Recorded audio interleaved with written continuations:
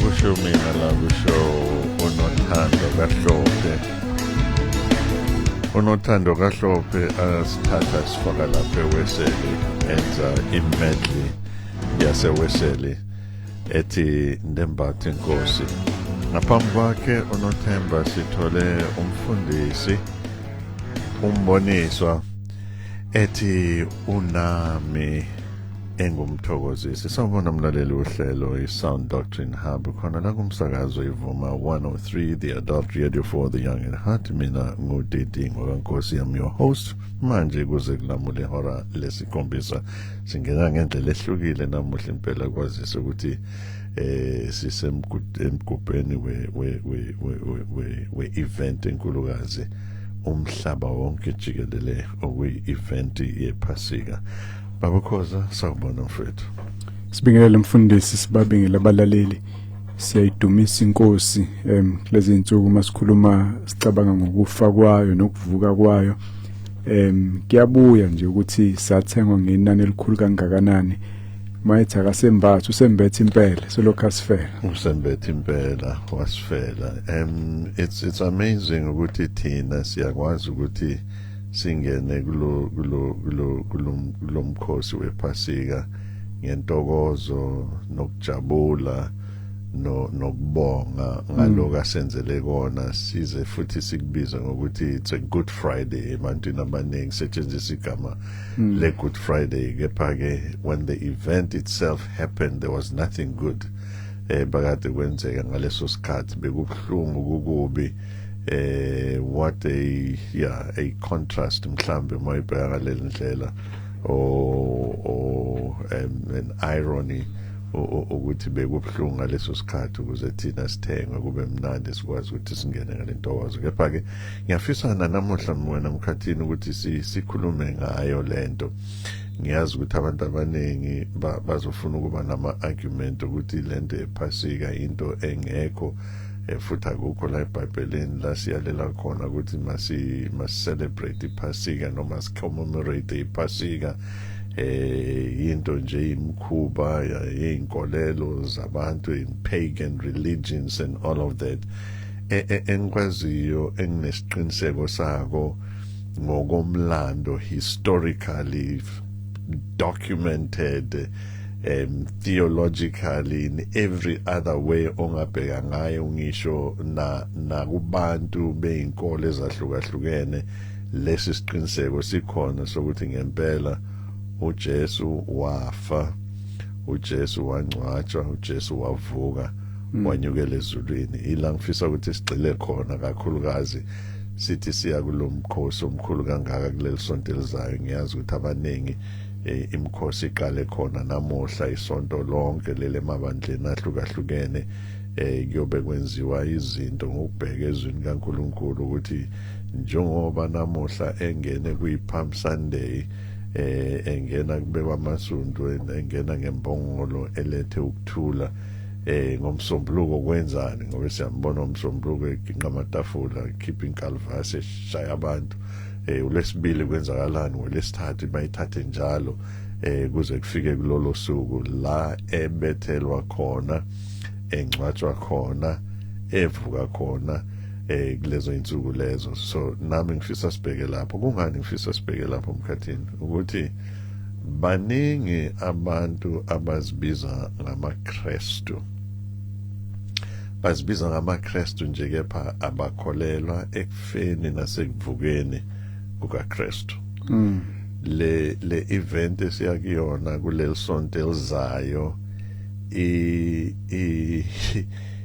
ungasho ukuthi insika yenkolo yethu thina esilandela uKristu, because ngaphandle kokuzalwa kukaKristu azalwe intombi to kungena DNA yesono esuka kowesilisa esuka kuAdam ingene kumuntu wesifazane bese kuzalwa ingane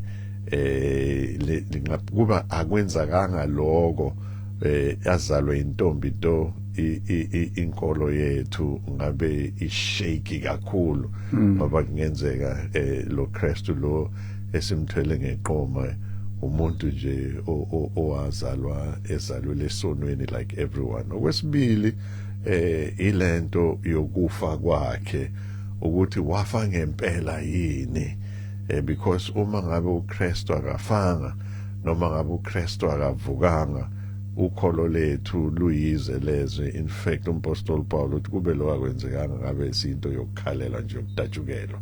So ukufa kwakhe yinto a foundation yalokukholwa kwethu. Ukuvuka kwakhe naye kanjalo, it's the same thing. Uvukile yini kwabafileyo? Because then if engavukanga kwabafileyo, you may just as well ask for i-direction nanoma ngabe ubani umuntu ofile. Kepha mawazi ukuthi ubuza i-direction, ukhetha phakathi komuntu ofile nomuntu ophilayo, ubani ozombuza i-direction ilo ophilayo obviously. So silapho ngifisa ukuthi sigxile kuloko kakhulu, because ngaphandle kwalesi sigameko esisibhekayo, ngiyazi abantu bazothi lento ngelinye ilanga ingo-April, ngelinye ilanga ingo-May, ngelinye ilanga ingo-March, into engaziwa nje, you know. It's neither here nor there. The fact remains ukuthi lesi sigameko sokufa nokuvuka kwalendoda ibizwa ngoKristu kwenzeka. Yiloko ngifisa sigxile kona nakuthi kunamthelela muni ensindisweni yomuntu, kunamthelela muni okholweni lwethu njengabantu esithi sikholela kuyena, linamthelela muni kulento esiyibiza ngegospel, ngevangeli. Abantu abaningi ivangeli abalazi emkhathini, bazigama ukuthi ivangeli, so bacabanga ukuthi bayalazi ivangeli, kepha masobheka ezwini kaNkulunkulu abalazi leli vangeli, because lezi zinto zokufa nokuvuka kaKristu they become integral part of ivangeli. Kepha ngaphambi kwasenze njalo emkhathini ngenjwayelo ngicela sibongele. Baba siyabonga ngendodana yakho eyehla emazulwini yazoba umuntu phakathi kwabantu endaweni yaka-Israyeli. Yafundisa amaqiniso ombuso wakho, yaphilisa abagulayo, vusa ngisho abafile, yenza imangaliso ezafakazela ukuthi ngempela iyindodana yakho uNkulunkulu uqobo lwakhe uImmanuel wehlele phakathi kwabantu. Siyakubonga Nkosi ukuthi wamnikela njengomhlatshelo, njengomnikelo wesono. Izono zethu zonke wayibeka phezu kwakhe, wayithwala zonke izono zethu emzimbeni wakhe emthini. Wambulala wena Nkosi endaweni yethu, kodwa wamvusa ngosuku lwesithathu, ufakazela ukuthi lezi zinto zenze ngenxa yomusa nothando. Kungekho kuhle thina sikwenzile, ingekho imisebenzi esingayikhomba esenza sifaneleke nathi ukusondezwa, kodwa ngomusa nje nenkazimulo yakho usindisile wena. Siyabonga Baba, siyabonga. Siyabonga le insuku ezweni lakithi esinikezwa zona uhulumeni wethu namaholide ahambisana nazo, okwazi ukugubha lezehlakalo ezinkulu kangaka nezimangalisayo ezashintsha idestiny yethu ngenxa yomusa wena osithande ngayo. Siyakhuleka Nkosi ukuthi ma sikhuluma ngayo siyilungiselela, usilekelele, usisize, uvuselele abaningi asebedangele ekukholweni kwabo, bavuselele kwisikhathi sePhasika. Abanye kade bagcina nokuya enkonzweni, ubabuyise Nkosi, kube isikhathi sokusindiswa kwabantu, isikhathi sokubuyiswa kwamandla nemvuselelo. Siyakubonga kakhulu egameni likaJesu. Amen. Amen. Mkhathini ngiyafisa ukuthi before singena la mhlambe sikhulume ngeinkonzo zePhasika lezi sobe sinazo, ukuthi zikuphi nakuphi. In the meantime, wena mlaleli lapha ekhaya indlebe isalalele ukuthi le inkonzo zePhasika zikuphi, ngaziphi insuku nangaziphi ikhathi. Thatha iBhayibheli lakho nje ubheke lapha encwadini yabaseRoma besithathu. Mhlambe bheka abaRoma besithathu no 1 Corinthians 15, mhlambe uverse 3 no verse 4 mkhathini azosifundela wona, osummarize lento esivule ngayo le intro yethu, and then bese siya kwamanye amavesi. 1 Corinthians chapter 15 verses 3 to 4, no Romans chapter 3 esizothi ukubheka kancane kuona wena mlaleli lapha ekhaya. Kepha ke mkhathini awusithathu sibeke ngale inkonzo esinazo. NgoLesihlanu siyahlangana laphana ePine Town eKhanyeni number 6 Harvey Road. Inkonzo yodwa Friday ngo11 kuya ku1 so besikhona. Then ke ngomgqibelo siyathutha siye eMayelwood Park sohlanganyela neSDF khona. Ngizoyizisha inkonzo khona ihamba kanjani. Then ke ngesonto abase Pinetown so besikhona futhi lapha eKhanyeni ngesikhathi esijwayelekile. Kodwa ke Montclair ziningi kakhulu inkonzo ziboshelwa impela ngolesihlanu. Ama session amabili kusukela ngo10 kuya ku3 eyokuqala 10 to 12 bese kuba u1 kuya ku3 ne lunch in between isikhathi sokuphumula ne fellowship. And then ngomgqibelo zimbili futhi ngo10 kuya ku12 and then no1 kuya ku3 with the lunch in between. Then ngesonto kubuyelwe laphana recreational hall ngesikhathi sijwayele 11 kuya ku1. Mulesihlanu nomgqibelo so besihlanganele lapha eYellowwood Park Civic Hall. Yellowwood Park Civic Hall not lapha recreational esijwayele ukuhlangela khona masi SDF. So ke baleli siyabamema lapha makuthi kulezi indawo zangaleko Pinetown uyosifica lapha eKhanyeni Friday 11 kuya ku1. Mawukuthi ungapha kulezi indawo zako Montclair namaphethelo eTheku Friday kusukela ku10 kuya ku3 and then Saturday kusukela ku10 kuya ku1 so besikhona. Asiphinde sikhulume Mkhathini lezi inkonzo zinesiqubulo noma zine theme esibheke kuyona ngalesi sikhathi imi kanjani theme yalonyaka. It's a theme lapana SDF testimony about Christ Jesus, God's only acceptable ransom and mediator. Aziningi indlela zokubuyisana noNkulunkulu. Iyodwa kuphela, uyedwa kuphela umlamleli phakathi komuntu noNkulunkulu umuntu uKristu Jesu. So itheme iphethe lokho kulokho bese kuba nama sub theme aveza ukuthi njengoba ewumlamleli nje usilamlelo kwangempela futhi wasikhulula. Wasikhulula ebugqileni besono, wasikhulula ebugqileni bama traditions namasiko empilo yabantu agcina aza nawo. Wasikhulula ukuthi sikwazi ukungena ebukhoneni bakhe singena kwesaba sondele ngesibindi esihlalweni somusa noma zikhona izinto ezilwa nale inkululeko zethu kodwa uKristu sikhululile. So ke besikhuluma ngalezo zinto lezo sishare nesidlo senkosi ndawonye lapha na SDF. Engikuthandayo nokuthi umlaleli aqaphele ukuthi le inkululeko Mkhathini zisikhulula from kuma traditions wabantu abangasindisiwe kanye nabantu abasindisiwe nama traditions wamabandla. Labantu abasindisiwe mhlambe abacabanga ukuthi njengoba sesindisiwe uNkulunkulu uthi masithi uNkulunkulu ufuna senze kanje uNkulunkulu ufuna sikholele kunje kanti itradition yabantu umuntu ubambelele kulento ayikho ezwini noma izwi lihlanakazelwe alisho njalo umuntu sebugqilini athi lento yokukholwa inobugqili phakathi kanti uNkulunkulu sesikhululile kulobo bugqili bona nje ubunye besikhuluma ngabo kulamasonto edlule lobugqili bokuthi fanele ukhothamele indoda thizeni noma nkosikazi thizeni ibunye bobugqila lobo ubugqila bokuthi umusindisiwe ubonakala nganazi impawu uma umntana kaNkulunkulu ufanele ugqoke nayi uniform umntana kaNkulunkulu ufanele ube nawo amathikiti nezimfanelo zeba zonke lezo zinto izinto ezoyibheka ngesikhathi sephasika ukuthi sikhululiwe kulo ma tradition uma ngabe i-tradition yabantu ye-culture noma i-tradition yosiko lumpilo labantu abangasindisiwe uNkulunkulu sesikhululile eimbuzini naseyinkomeni noma bangakhomba kuLeviticus but uLeviticus na inkomo ilethwe esontweni uNkulunkulu usikhululile kulawo ma tradition ezinye zezinto esoyibheka lezo Mkhathini hayi nje ama tradition wabantu abangasindisiwe nemkhuba enzeka ngaphakathi ebandleni egameni likaKristu. Yes, mfundisi abanye bayacabanga ukuthi iharmless lemkhuba lebacathi nje indlela esenza ngayo ebandleni lakithi kanti iyamelana nevangeli yayifana nalento amaJudaism kuyenza eGalatia athi akusokwe ngaphambi kokuthi abantu bathi basindisiwe. Uma usifundisa ukusoka iphi inkinga makusokwa uPaul uthi mawusoka uKristu akayi ukusiza ngalutho. Abantu bagcina bethembele kulezi zinto lezi kunokuthi bathembele ekufeni kaJesu Kristu khona kodwa. Umuntu wamukeleka kuNkulunkulu axolelwe izono ngokukholwa uJesu kuphela.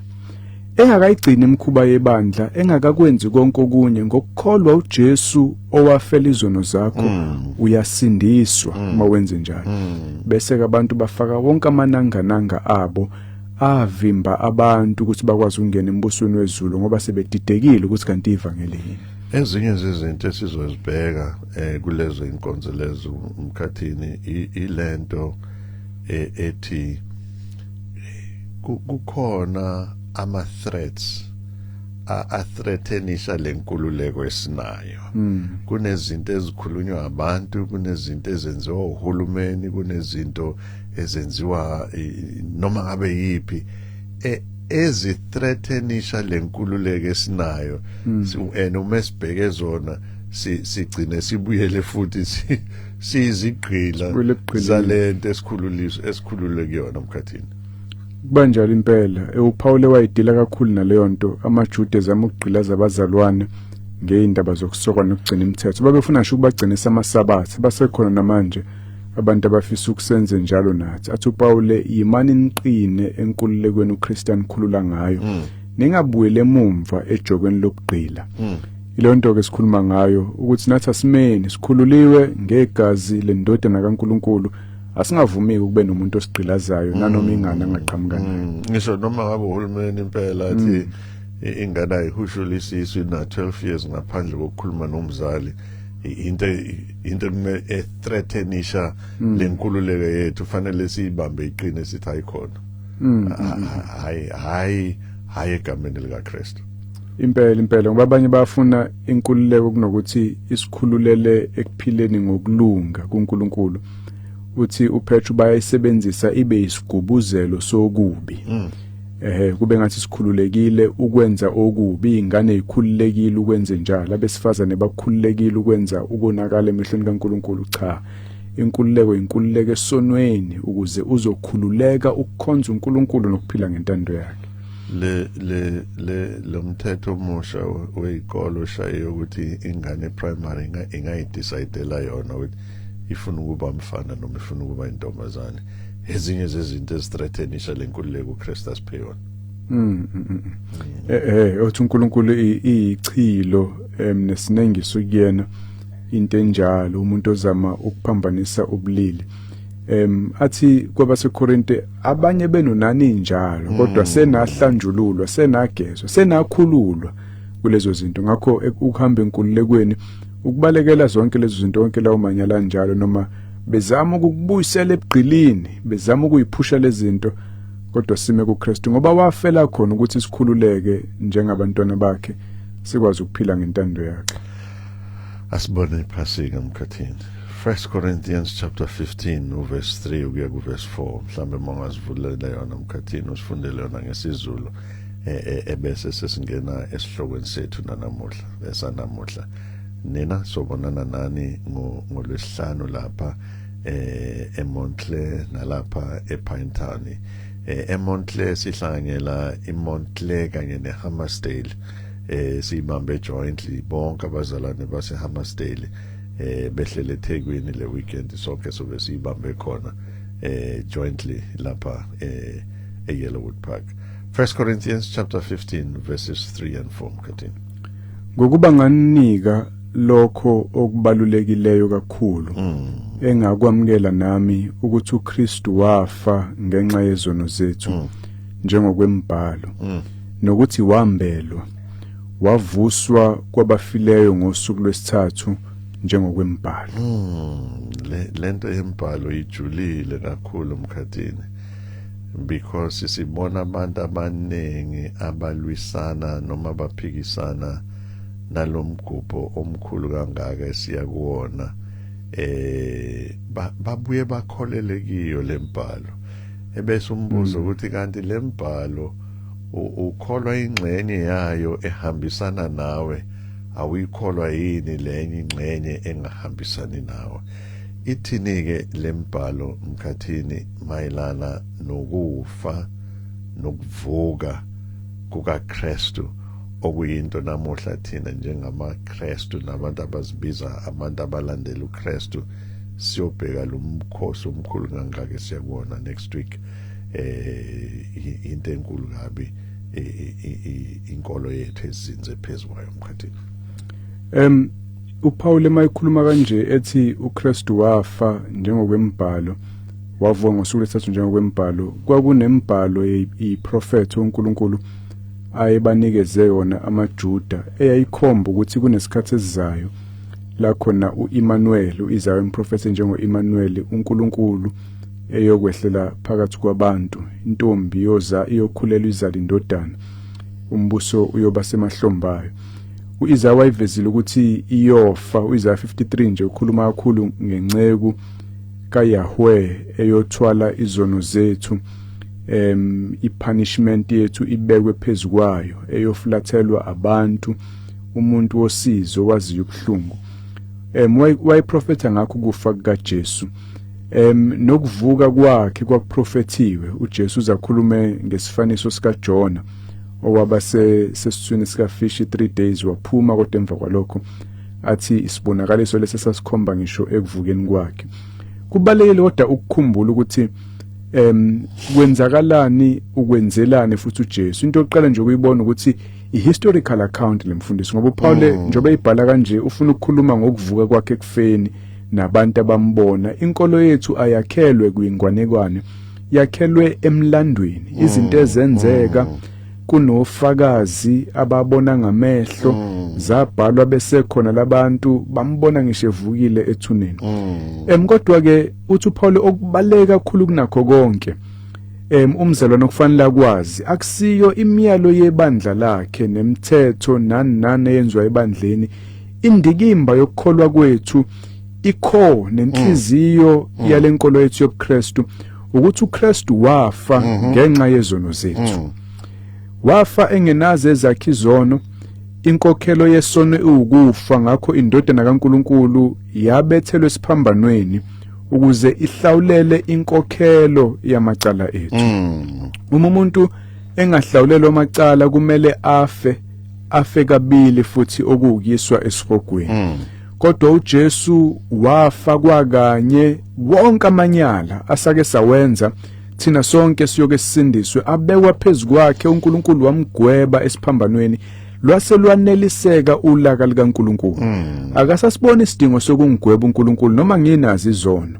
Uyangamukela ezulwini manje ngoba uJesu Kristu indodana kaNkulunkulu engenacala yafa ngenxa yezono zethu. Ile indikimba yokukholwa kwethu, ileyo nto esithembele kuyona. Asithembele emnikelweni esiyenza emabandleni, asithembele emkhulekweni esiyenzayo, asithembele kwi-attendance yethu nama-uniform esiwagqokayo nokugcina imithetho esiyibekelwayo. Sethembele ekutheni indodana kaNkulunkulu yafa. Mayikubuza umuntu ukuthi yini ekwenza ube nethembo nalokungena ezulwini, ungabobala imisebenzi emihle oyenzile noma oyenzayo, kakusiyo eyosenza samukeleke kuNkulunkulu. Iyodwa into eyenza uNkulunkulu asamukele ukuthi indodana yakhe yafa ngenxa yethu. Mkhathini ngiyafisa siyigcizelele kakhulu le. Ngiyafisa siyigcizelele kakhulu because ama-statistics umhlaba wonke asasho into eyodwa namanje ukuthi abantu baye inkonzweni kakhulu ngalesikhathi sephasika nangoKhisimusi. Lento ikhombisa ukuthi abantu balambele lokudla abangezukuthola noma ngabe yikuphi banemali. Unfortunately mase befike la ukuthi leyo vacuum igcwaliswa ngeuniform, igcwalise ngeorganization ekhona ngalesikhathi sephasika, nokubukeka kuhle, umama bahleli one side, intombi ihleli one side, ogogo bahleli one side, omkhulu namadodana nabobani bahlukene ngeuniform yakhona. Uthole kukuhle estadium noma endlini yenkonzo kuculwa in unison, kumnandi, kune spirit esimnandi.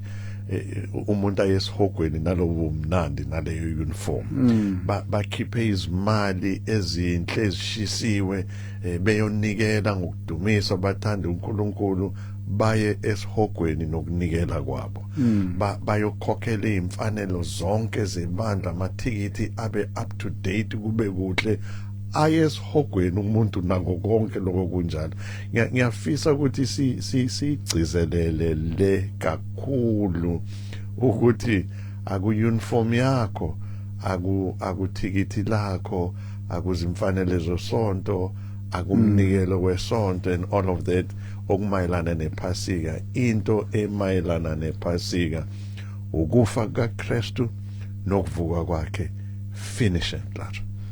Yes, uthe umunye umfundisi emncwabeni ade ngikuwona into ebalekile uNkulunkulu ayifunayo ukuthi umuntu aphilisane ngokuthula nabantu abe nothando kubantu bese bayimember ecommitted yebandla. Athi no.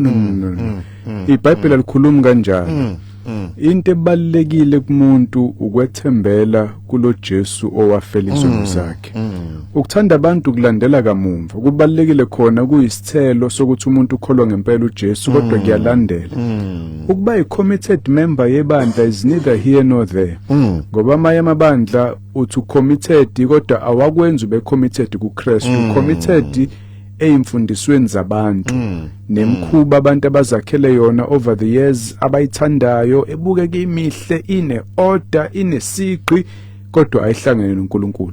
Zibuza ukuthi yini ithemba lakho yini ithemba lakho phambi kaNkulunkulu, izinto ozenzela ibandla lakho nebandla lakhe likufundise zona noma ukuthi uKristu wafa ngenxa yezono zethu. Mkhathini ngiyafisa ukuthi lesigcizelele because isinalento ukuthi umkhathini noma unkosi noma ubani athi ngumfundisi sengishumayeza abantu abangaka bheka nabo ubufakazi bomsebenzi engawenza bonke labantu baphenduke ngenxa yami ngiworship team leader ngicula uNkulunkulu ngiprepare inhliziyo zabantu ukuthi bamuze uNkulunkulu ngifundisa iSunday school awubheke izingane ngifundisile namuhla sezamadoda namakhosikazi amthandayo uNkulunkulu babale imisebenzi emihle njengentenhle ebese uNkulunkulu athi yonke lemisebenzi yene emihle idwedwe ingcolile phambi kwami. Siyalibala mfundisi ukuthi ekuyona inkinga esiqhatha noNkulunkulu izono zethu. Futhi izono ayinyamalali ngoba sewenza kahle njengecala kuthiwa icala liboli ukuthi sewashintsha usababulala abantu akuphela ukuthi khona wababulala futhi isigwebo sikulindile ngenxa yakho. Udinga umuntu ozokufela, udinga umuntu ozothatha indawo yakho afe ngenxa yezono zakho khona wena uzosinda. Indaba iqala lapho, ayiqale kutheni uqale ngokwenza imisebenzi emihle kube sengathi imisebenzi emihle iyayisolve izono. Cha kusinjalo. Inkohliso kaSathane leyo namaJuda ayikhohliseke ngayo ngokucabanga ukuthi ngokwenza imisebenzi emihle efunwa umthetho efunwa uNkulunkulu abantu bayasindiswa. Cha kubalekile ukuthi ivangeli licace njengemini ukuthi okuyona into esimele ukwethembela kuyona ukuthi indodana kaNkulunkulu yasifela ukuthi ngumfundisi kulandela le kude kamumva. Okubali uthi uJesu ningathokozeli nokuthi amadimoni ayanithobela, thokozelani ukuthi amagama enu abhaliwe eincwadini zokuphila. Igama libhalwa ngokuthi wena uyibone njengesoni, vuma izono zakho phambi kaNkulunkulu, ucela intethelelo ngenxa yokuthi uJesu sewayihlawulela izono. Abenze njalo bayasindiswa bese ke beyaqala beqhakaza izithelo-ke ubabona ke bewusizo ebandleni bekhule kumthandeni uNkulunkulu nasekuthandeni abazalwane sekulandela emkamumva lokho.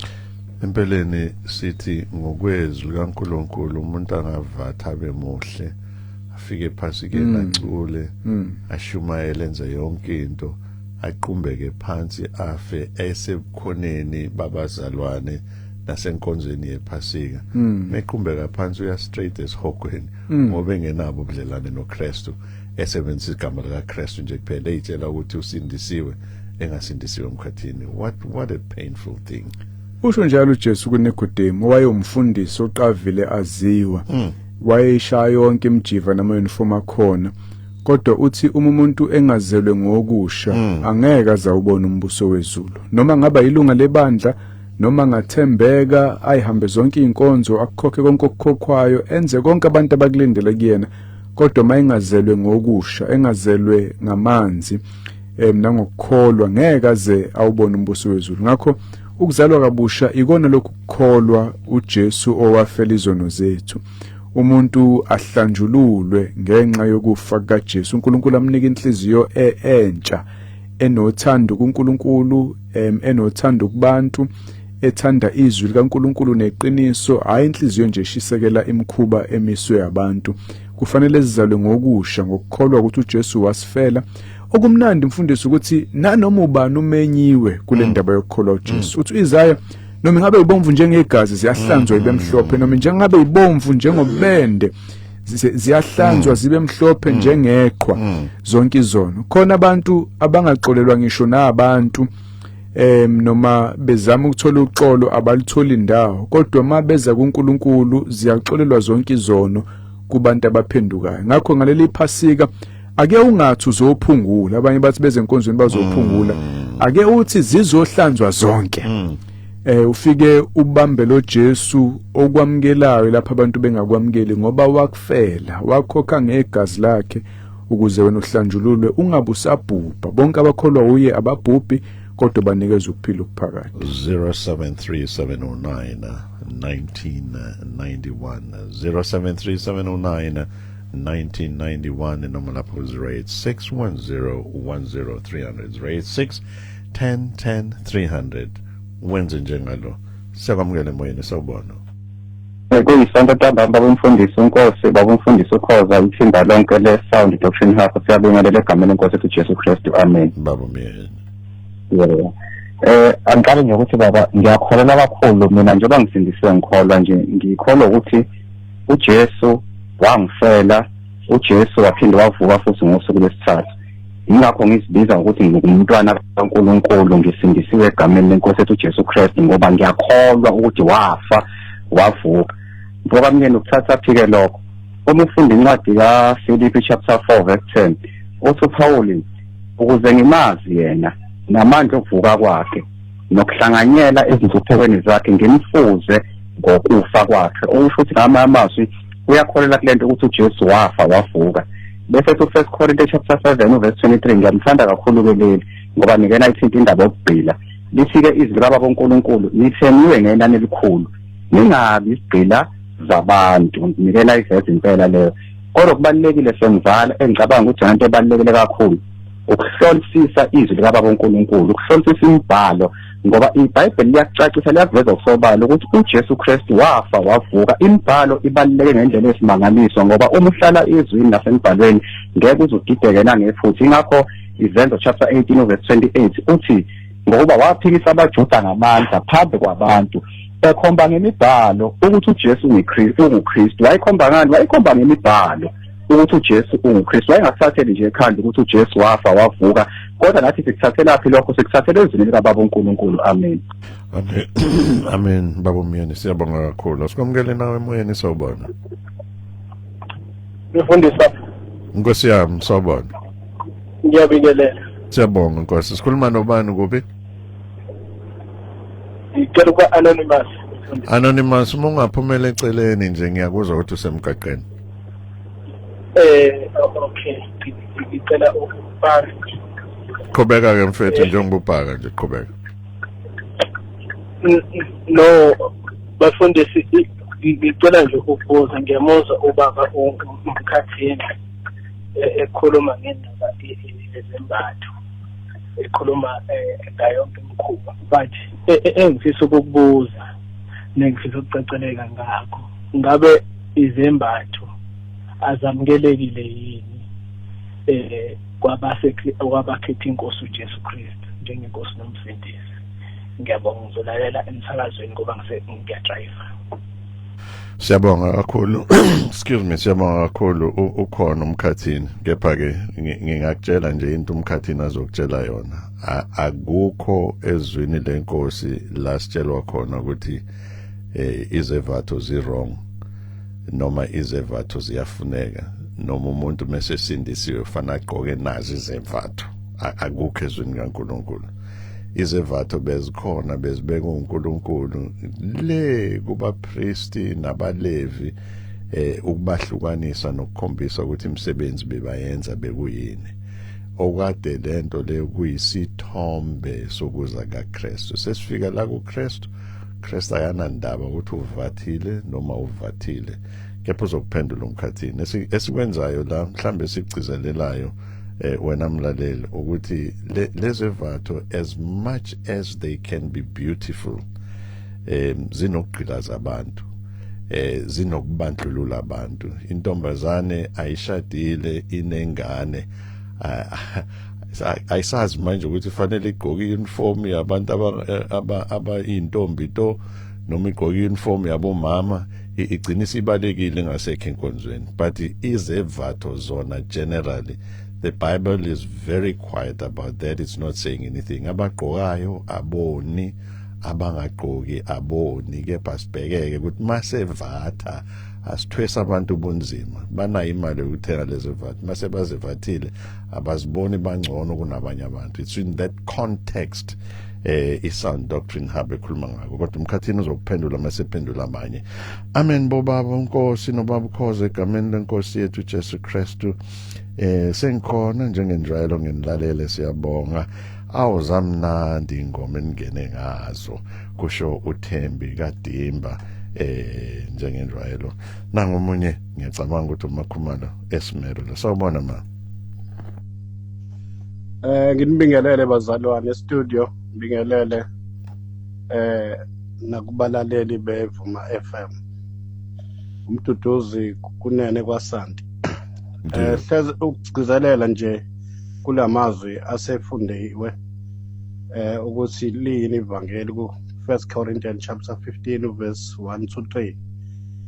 Ngifisa siyilande lapha indaba kuMateyu 28 kuma verses 19 to 20, 18, 19 to 20. uJesu enikeza umyalo ukuthi yini emele ishunyayezwe abantu. Njengoba umfundisi ukhoza esechazile ngokwaleli verse 1 Corinthians chapter 15 verse 1 to 3. Ake sambe siyobheka lapha kuzenzo ukuthi ngesikhathi oPetro sebeshumayelile ngosuku lwePentecost yini le abantu abayizwa umyalezo muni, ngoba siyabezwa bethi madoda basalwane senze njani. Uyasho-ke uPetro ukuthi hayi baphenduke. Into ebalulekile i-central message yoba nisho bazalwane ukuthi ivangeli elikufa nokuvuka kukaKristu. Ukuvuka kukaKristu kusho not just nje ukuvuka. Lela gama ukuvuka kaKristu likhombisa amandla kaNkulunkulu ngokulandela ulimi lwesiGreek ekuthiwa idunamis okanye dynamis ngesingisi. NgesiGreek kahle kahle udunamis. Okusho ukuthi it was something extraordinary in the form of power engakazi ibonakala emhlabeni. Angiphele lapho ngibonge kakhulu bazalwane. Siyabonga kubhuti uMdu ngimdidanise nalo sisi. Sawubona sisi. Sanibona befundisi. Amen. Ngiyathemba niyaphila. Ayinayikhuluma indaba enkulu yePhasika. Hayi lifikile. Lisheshile futhi ukufika. Kodwa ke mina kuyami inkonzo asiphume sisuke nje singaphakathi nje la ngikhonza khona asiphume kodwa nje kona lokho nje ukuthi kuyiPhasika kusho something. Ngiyabonga Makhumalo Maresibheke eSimelo, nginilalele kibefundisi. Siyabonga kakhulu Makhumalo. Siyabingelela abafundisi egameni likaKristu Jesu. Ngicela ukuzwa kobaba ukuthi uma ngingazange ngiye kobhabhadiswe emanzini amaningi ngisindiswe ngempela na sengamamukela uJesu abe inkosi nomsindisi, kepha ngaze ngiye ngobhabhadiswa. Umkhathini uzokuphendula. Ngiyacabanga uma kuphendula umkhathini uzokuphendula kabili umyalelo wokubhabhadiswa aphinde aphendule umbuzo direct ukuthi mawungabhabhadiswanga usindisiwe noma usindisiwe. Ngiyazi ukuthi uzophinda kuhambise kule ndoda lesilelesi silapha esiphambaneni esaye paradise singasindisiwe I mean sisindisiwe kepha singabhabhatiswanga. Ngiyabingelela abafundisi bami kuyintokozo enkulu kimi ukunilalela kuningi esengikuzuzile ngeyimfundiso zezwi likaNkulunkulu. Excuse me. uNkulunkulu angigcine njalo from ukhetho kaMbhele lapha kwaSayimani. Greetings bafundisi bami, ngicela ukubuza ukuthi ku-compulsory yini ukuthi kushunyayelwe ngamazwi ayisikhombisa every year kuma-Passover conferences? This is a very good question because ebantwini abaningi emkhathini bayakholelwa ngempela ukuthi mangekho lamazwi ayisikhombisa kulona iphasika. Ngibuza ngoba kugcina sekunempikiswano nangokuthi awu7 ngempela yini. That's a brilliant question. Ngithathe nangu Pamela Kakhazi athi greetings my pastors connecting from work with my colleagues. Siyabonga kakhulu mamkhazi with your colleagues ukumthanda uNkulunkulu nje nithi noma nibhizi nisebenza bese niyalizwa izwi likaNkulunkulu. Pastor B Ndlovu Gatsheni le phansi inqanawe le Catholic kwaXimba uthi baholi bami emkhathini nobaba uNkosi thina sisaphakame entusekweni kwaXimba. Siyabonga kakhulu uzweli banze kaSibiya emkhathini uthi Romans chapter 3 lo verse sizombheka uverse 25 no Hebrews 9:12 ebese uzanele uMazZ uthi ngihleli nani bafundisi bami uzifikile ngamaulane ngiyazi siyombona ngephasika ke lo usithanda kabi lo mama.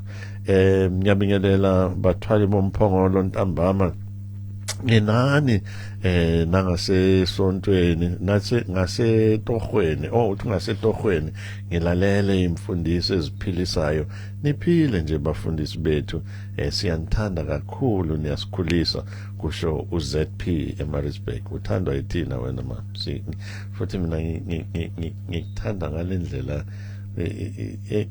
mawugqoke lengubo zakho nje lezi zesivenda moya wami uyathoka ngibona ubuhle nje bukaNkulunkulu in the diversity emkhathini esinayo ubona uvunula amazulu uvunula amapedi kuvulule uAngela uNG uthi amen bafundisi bami nginilalele ngisemolweni ave ngibusiseka ngeimfundiso enisishumayeza ngazo. Umduduzi Mthetha uthi ayisihleli nani bafundisi mkhathini ngicela ukuphala isikhathi uphendule ngoba nasi isikhathi asimile. Mangiqala ngeyama uniform cha awasisisona ama uniform sometimes futhi angcono kuneyingubo engasiyo ama uniform. Uma ubona ezinye izinto abazwana abayigqokayo uyazi ufise ngathi bangathola iuniform kodwa ke ubungozi iuniform by modify njalo nje ngibone nayo ukuthi hayi nama uniform asesikoleni sebawa modify nje anyway sorry so kodwa ke inabo ubungozi iuniform bokuthi yenza umzalwane oqualifyayo ukuyigqoka acabanga ukuthi uqualified nokungena embusweni kaNkulunkulu. Kanti iuniform igqokwa ngokuthika amabhokisi athize asenkonzweni usuhambile leli class usuwangene emanzini usuwakhokha nokuthi nokuthi bese uyagqoka iuniform bese becabanga abantu nje babegqoka iuniform nje sekupheleleke bangena embusweni kaNkulunkulu. Ngibona abanye ezole emncwabeni bagqola ama uniform bawafake neziphandla nezintambo angazi noma ezezangoma noma ezandla iyamdidisa iuniform umuntu imnikeza isithombe sokubhilonga ebandleni bese cathi ubhilonga nasembusweni kaNkulunkulu kanti akusinjalo. Ingakho ke mina ngiyangifise ngathi singayiyeka yona khona umuntu ezoyibuza ukuthi kanti makungasi uniform yini engifake embusweni kaNkulunkulu bese uyaphenduleka umbuzo ukuthi ukukholwa uJesu owafela izono zakho wethembele kuyena kanjalo uyasindiswa. So yilokho kuphela sisi khona okwrong ngayo uniform yinhle as long as umuntu engazukwethembela kuyona ingazukumdidisa acabanga ukuthi uamkelekile kuNkulunkulu ngoba bamnikile uniform. Bese leyo mbhabhadiso uJesu wasiyala ushilo umdu uMatthew 18 uMatthew 28 uverse 19 no 20 yenzani izizwe zonke abafundi bese abakholwayo babhabhadise egameni likayise lendodana likaMoya Ngcwele bamele abantu ukubhabhadiswa alifundiseleke iBhayibheli ukuthi kwakuyini ukubhabhadisa. uJohane owaqala ukubhabhadisa wayebhabhadisa eJordani noJesu wabhabhadisa lapho nabafundi bakhe umuntu uyaculiswa emanzini amaningi. Kuhleke mawuthi usumlandeli kaJesu, umlandele phela uJesu, umthobele ezintweni akuyala ngazo ubhabhadiswe. Kodwa ke insindiso ayizi ngamanzi. Ukuye emanzini ukuveza nje ukuthobela kwakho uJesu ngoba vele sewusindisiwe ngokukholwa uyena owafela izono zakho wethembele kulokho. So ke cha, hayi ukuthi mawungabhabhadiswanga usindisiwe, kodwa bonke abasindisiwe abahambe phela bayobhabhadiswa. Isigebengu lesana sabethola noJesu sona silithola ngethuba kube sasingafi ngalesa sikhathi sasiyobhabhadiswa naso. Bese leya amazwi ayisikhombisa kuhle phela ukuhlaziya izwi likaNkulunkulu, kodwa libanzi izwi likaNkulunkulu, kuningi asinike khona. Nami ngicatha kusiyomkhubo omuhle ukuphinda endaweni eyodwa every year.